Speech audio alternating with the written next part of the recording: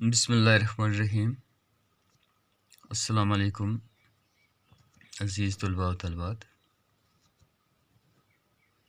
आप सबका खैर मकदम है।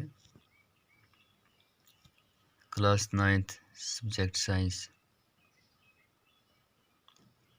Lesson why do we fall इल।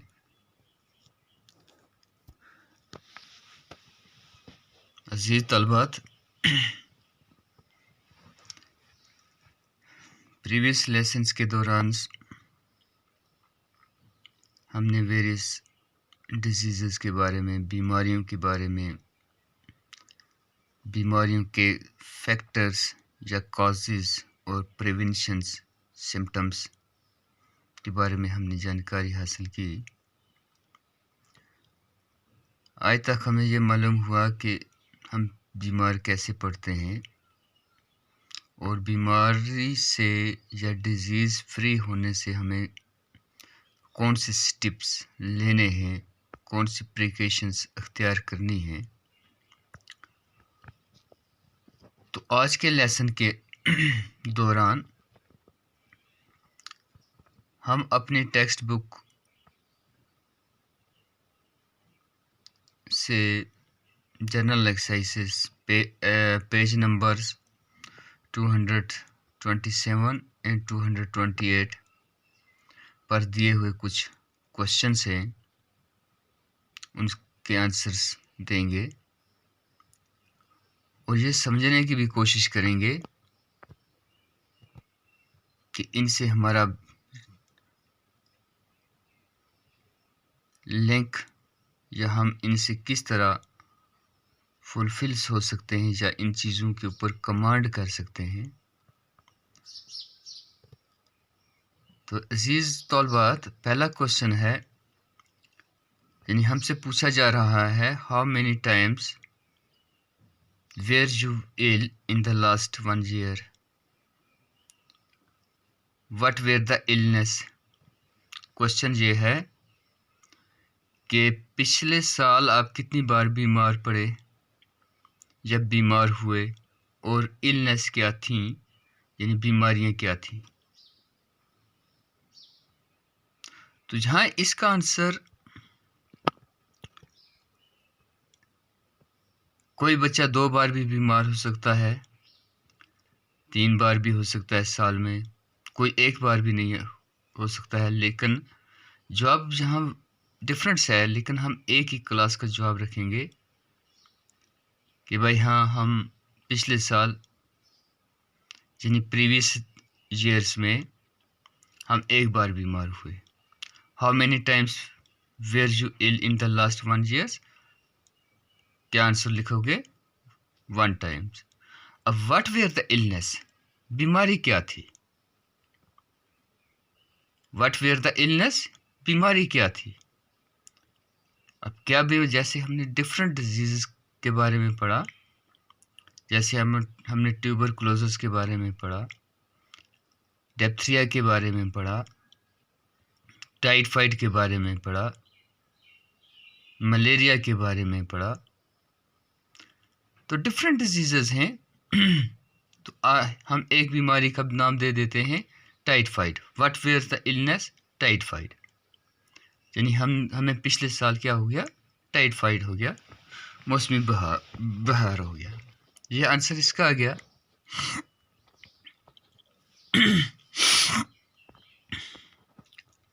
इसी के साथ नेक्स्ट है,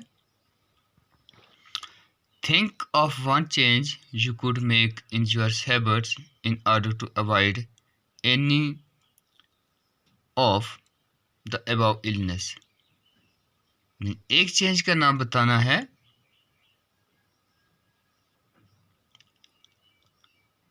यानी सोचना है कि हम किस तरह इस बीमारी से अवॉइड कर सकते हैं, इस बीमारी से परहेज कर सकते हैं, बच सकते हैं। तो क्या करना है हमने, तो अगर हमें टाइफाइड हो गया तो हमने अवॉइड करना है, avoid contact with infected persons. यानी अगर हमने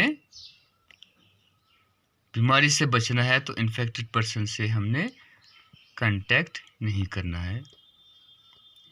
नेक्स्ट पार्ट है इसका, think of one change you would wish for in your surrounding in order to avoid any of और most of the illness.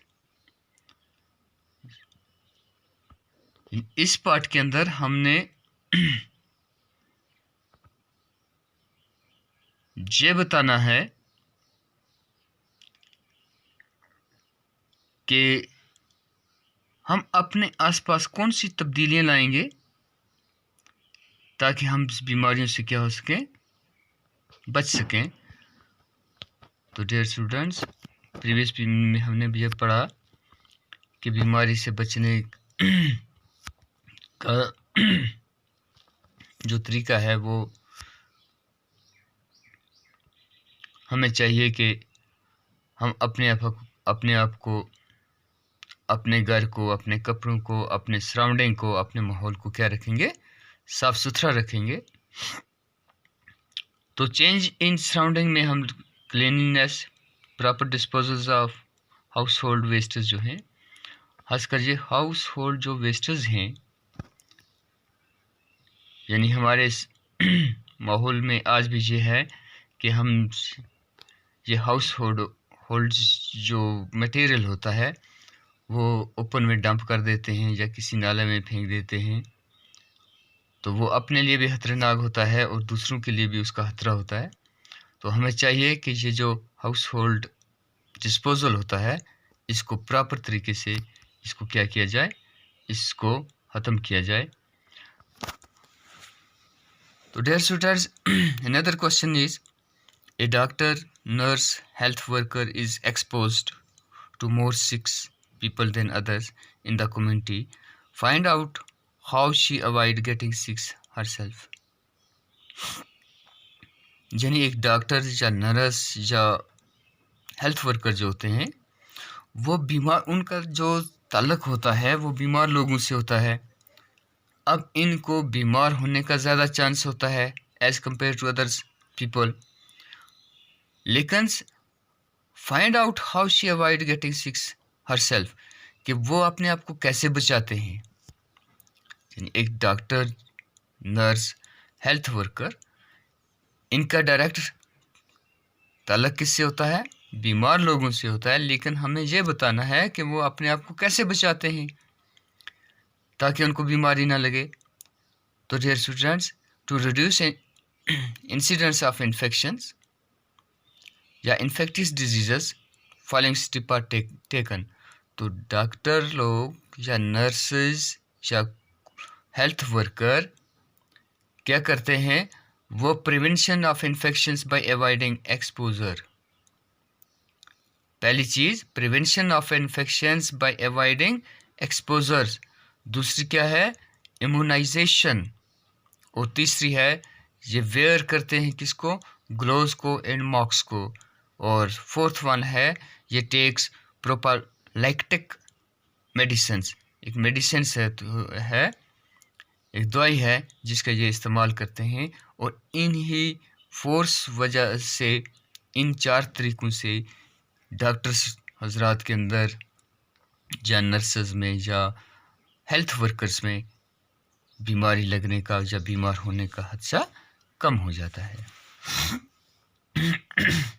Next question हमारे पास, question ये है, conduct a survey in your neighbourhood to find out what the 3 most common diseases are. हमने अपने surrounding में, अपने communities में एक सर्वे करनी है और ये देखना है कि हमारे माशरे में कौन सी 3 बीमारियाँ, 3 बड़ी बीमारियाँ क्या हैं, फैली हुई हैं। Suggest 3 step that could be taken by your local authority to brings down the incidents of these diseases.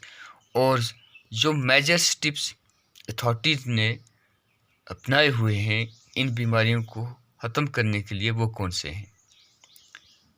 तो डियर स्टूडेंट्स, आज अगर हम अपनी कम्युनिटी या अपने सराउंडिंग में देखें या ग्लोबल इशू पर भी आज जो सबसे बड़ी बीमारी जो है ये कोरोना वायरस की है। तो आप प्रिवेंटिव मेजर्स, कई प्रिवेंटिव मेजर्स हमें कहा जाता है, एडवाइस की जाती है, हम अपनाते भी हैं और इसका वैक्सीन भी हम इंजेक्ट करा रहे हैं। लेकिन अब अगर हम अपने माशरे में देखें तो जो कॉमन डिजीज़ हैं, यहाँ एक लूज़ मोशन है, कॉफ एंड कोल्ड है और मलेरिया है जिसको मलेरिया फीवर्स कहते हैं। ये 3 बीमारियां हमारे माशरे में क्या हैं जी, आम हैं। तो अब इनके प्रिवेंटिव मेजर्स क्या हैं? Reduce the effect of infectious disease, यानी प्रिवेंटिव मेजर्स ये रिड्यूस करना है इस इन्फेक्टियस डिजीज़ जो है, ये कम्युनिकेबल डिजीज़ जो हैं, इनका क्या करना जी, इनका इफेक्ट कम से कम करना, इनके इन्फेक्शन को रोकना। Public cleanliness is important for individuals' health, kill the cause of disease, और पब्लिक प्लेसेस को साफ सुथरा रखना है।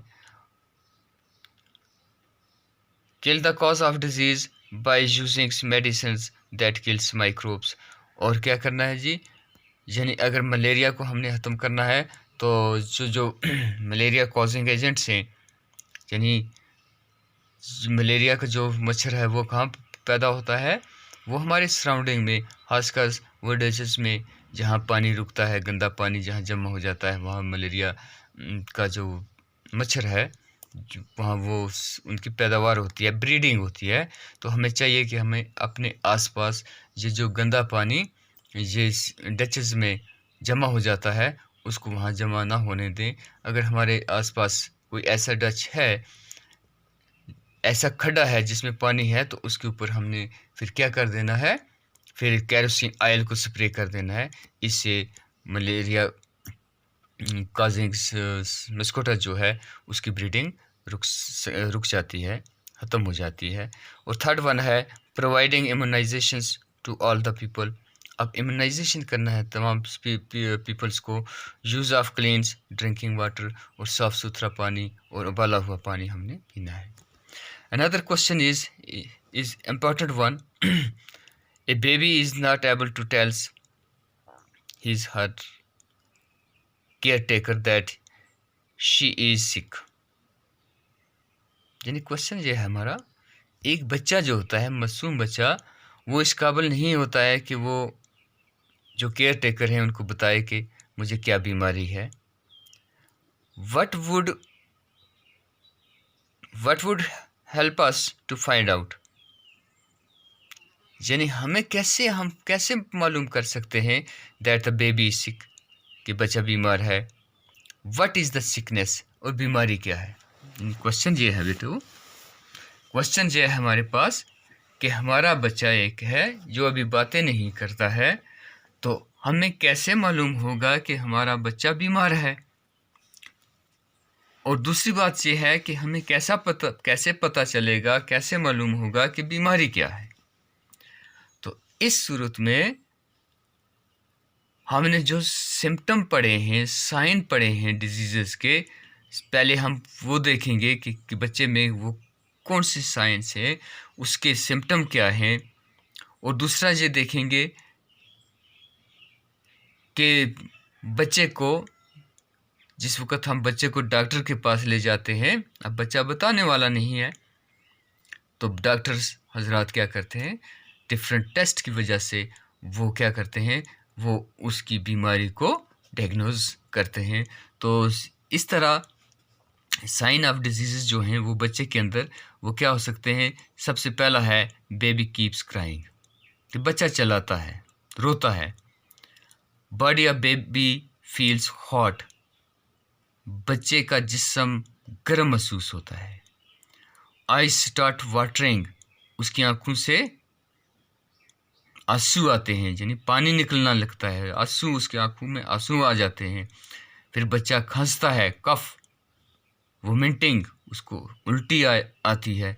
यानी डियर स्टूडेंट्स, अगर हमारे घरों के अंदर ये सिम्टम्स, ये साइंस बच्चे के अंदर हों, तो हमसे मालूम हो जाना चाहिए कि हमारा बच्चा क्या है, बीमार है। क्या? बच्चा रोए, बच्चे का रोना, बच्चे के जिस्म का गर्म महसूस होना, बच्चे की आंखों में पानी आना, बच्चे को खांसी होना, बच्चे को उल्टी होना, these are the symptom of disease. ये किसके सिम्टम हैं? ये डिजीज़ के सिम्टम हैं। अब हमें कैसे पता चलेगा कि बीमारी क्या है? तो sickness, the manifestation of disease result in sickness, doctor conduct such test and from the symptoms he establish the sickness. तो डॉक्टर टेस्ट लेता है और उन्हीं टेस्ट की बुनियाद पर उसकी बीमारी का इलाज करता है। तो dear student, another question is, under which of the following condition is a person most likely to fall sick? यानी कुछ कंडीशंस हैं, तीन कंडीशंस हमें दिखाई गई हैं, बताई गई हैं। इनमें हमने ये बताना है कि किन हालात में कोई पर्सन्स ज़्यादा बीमार हो सकता है। ए पार्ट में है when she is recovering from malaria, जब वो मलेरिया से रिकवर हो रहा है। या दूसरा है B, when she has recovered from malaria and is taking care of someone suffering from chicken pox, यानी वो मलेरिया से रिकवर हो रहा है और कुछ सफरिंग है किससे? चिकन पॉक्स में, चेचक में। When she is on a 4-day fast after recovering from malaria and is taking care of someone suffering from chickenpox. Why? तो डियर स्टूडेंट्स, यहाँ हम इसका आंसर देंगे when a person is on 4 days fast after recovering from malaria and is taking care of someone suffering from chickenpox is likely to fall sick because of less of food. Organ system such as liver have not recovered properly. A person will get infected with chickenpox as the defense system is also affected during malaria. So another last one here, under which of the following conditions are you most likely to fall sick? किन हालात में आप ज़्यादा बीमार पड़ सकते हैं? A, when you are taking examination, when you have traveled by bus and train for 2 days, when your friend is suffering from measles, measles जो बीमारी है, खुसरा कहते हैं इसको, हसरा कहते हैं। Why? तो dear students, a person is likely to fall sick when his friend is suffering from measles. It is infectious and contagious disease. The infections is through droplets. तो ये आज हमारे जनरल एक्सरसाइज से ये क्वेश्चन थे। तो इंशाल्लाह कल फिर आपकी खिदमत में हाज़िर होऊंगा। तब तक के लिए अल्लाह हाफ़िज़।